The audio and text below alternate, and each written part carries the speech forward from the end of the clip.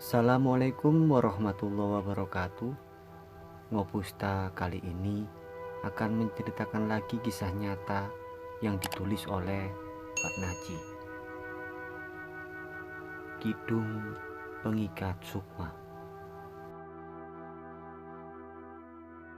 Puasalah Muti selama 7 hari tanpa putus. Setelah itu lakukan pati geni 3 hari 3 malam. Legi menatap kosong ke arah gadis di depannya.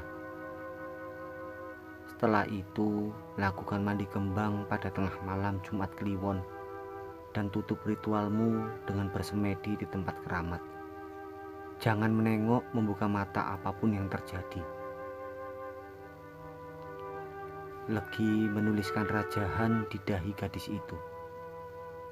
Apa kau yakin, Duk, akan melakukan semua ini? Tanya Legi ragu.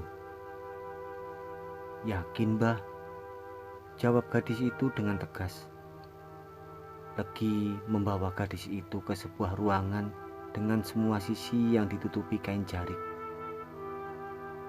Kau harus melakukan pembersihan dulu sebelum memulai tirakat puasa mutihmu. Legi mengarahkan gadis itu agar duduk bersimpuh di samping sebuah gentong air besar. Niat ingsun adus keramas ngeramasi sedulur papat 5 pancer 6 nyowo 7 sukmo bersinjopo bersinjeru saking kersane Allah. Legi menyiramkan segayung air yang sudah dicampur dengan kembang setaman ke kepala gadis itu. Legi berhenti pada guyuran yang ketiga. Niat ingsun adus suci ngedusi badanku sejati, panceku watuku milang, cidukku bokor kencono, lungguhku gampar gading, gilar peningalku, gebyar guwa gorboku, gemebyar cohoyoku.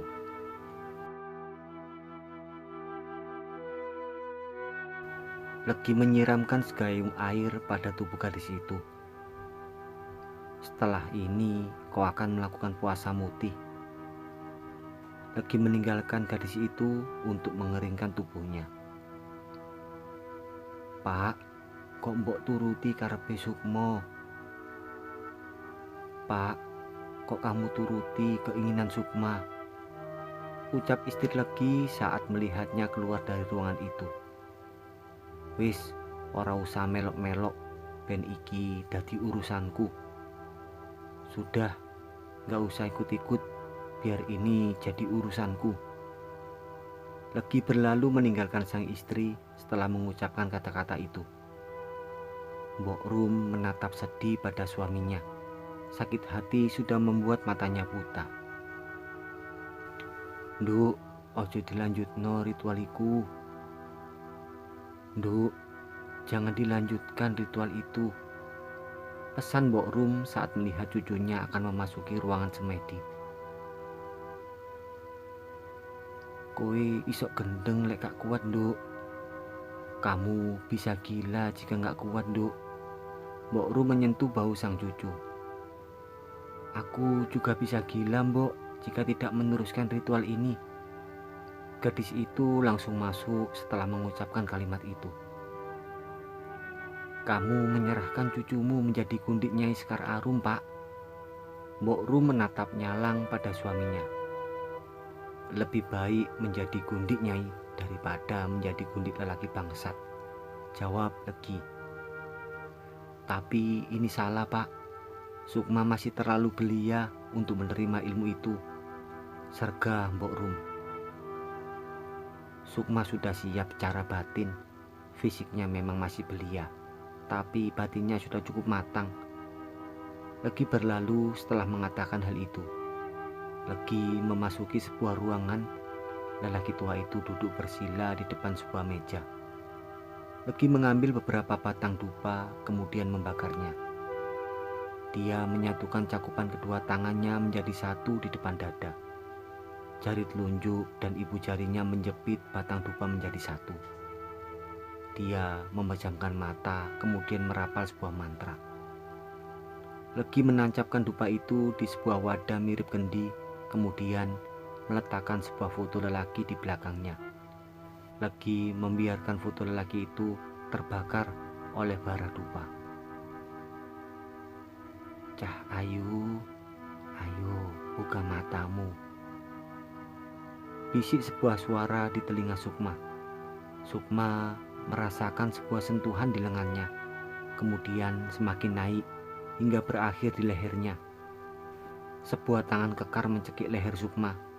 Sakit dan panas, itulah yang Sukma rasakan. Sukma merasakan tenggorokannya tercekat. Sukma berusaha tetap tenang karena dia tahu ini hanya halusinasi yang diciptakan oleh jin pengganggu. Sukma tidak dapat bernafas. Sekuat tenaga ditahannya agar tubuhnya tidak ambruk. Air mata mengalir dari sudut mata Sukma karena menahan rasa sakit dan panas di bagian leher. Sesaat, Sukma merasa seperti akan mati.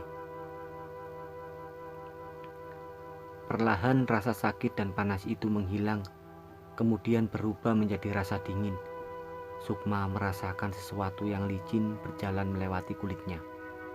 Seekor ular kecil berwarna hijau perlahan melingkar di bagian leher Sukma, kemudian turun ke bawah dan menyusup di bagian vitalnya. Tubuh Sukma bergetar, merasakan sesuatu yang selama ini belum pernah dia rasakan. Rasa hangat menjalar ke sekujur tubuh Sukma kala dirasakannya sesuatu mendesak keluar dari selangkangannya. Nafas Sukma memburu. Sebuah lenguhan keluar dari bibirnya. Satu yang tak disadari olehnya, bahwa tubuhnya kini sudah berhasil dikuasai oleh jin pengikat Sukma. "Duk, sudah waktunya untuk menutup ritualmu." Legi mengarahkan Sukma untuk masuk ke dalam sungai.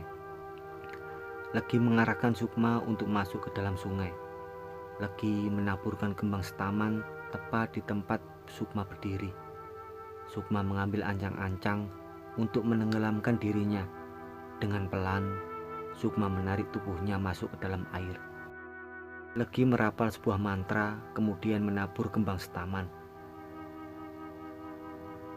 Biarkan dia berendam lebih lama, agar ilmu pelet itu semakin melekat di badannya. Sebuah suara lembut nan pelan berucap pada Legi. "Nyai," ucap Legi, kemudian mengambil jarak dengan sosok itu. "Kau sudah menyerahkan Sukma cucumu padaku saat kau memulai ritual pengikat jiwa ini. Tapi kau tidak lupa dengan pantangan dan perjanjian kita, kan?" Seru suara itu. Sosok wanita cantik berdiri anggun di depan Legi. Rambutnya terurai panjang, dengan kembang kantil terselip di tiap helainya. Bau harum semerbak tercium mengiringi kedatangan sosok cantik tersebut. "Saya ingat, Nyai." Legi membungkuk di depan sosok itu.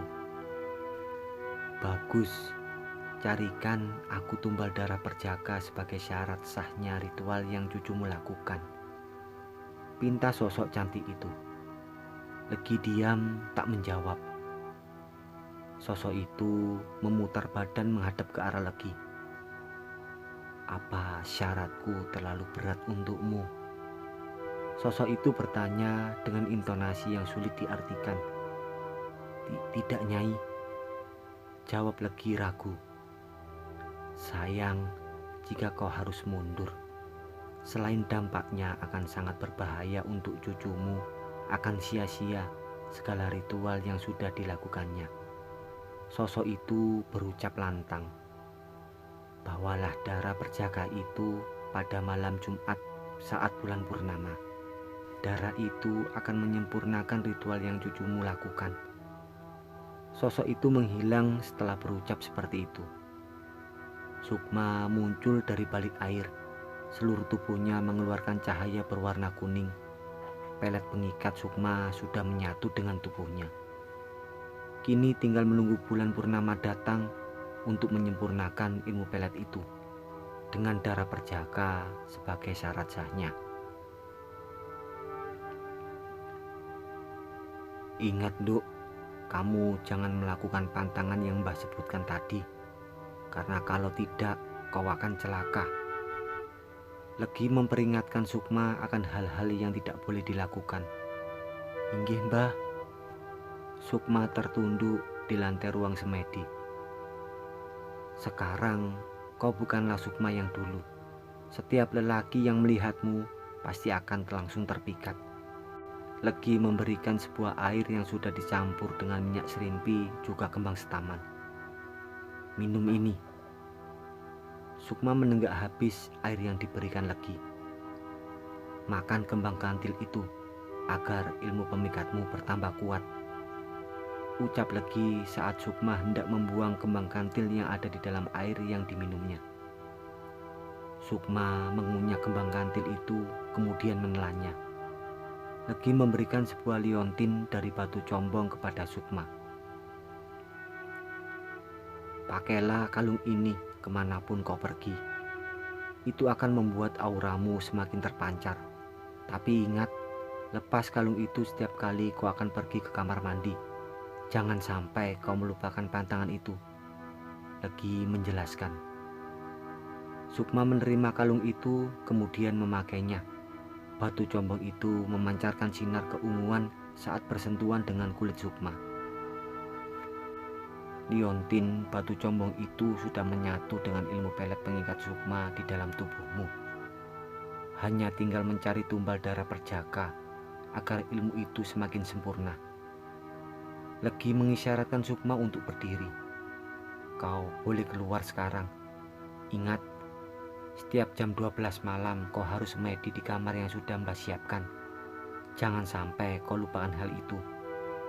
Sukma berjalan keluar setelah Legi mengucapkan kata-kata itu.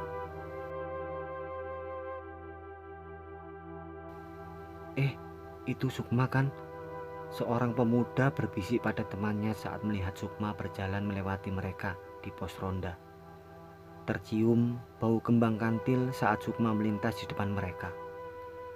Aroma itu membangkitkan gairah dua pemuda yang duduk di pos ronda itu.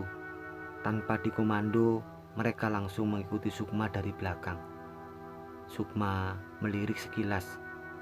Senyum puas terukir di bibir tipis gadis itu saat dilihatnya dua pemuda tadi berjalan mengikutinya.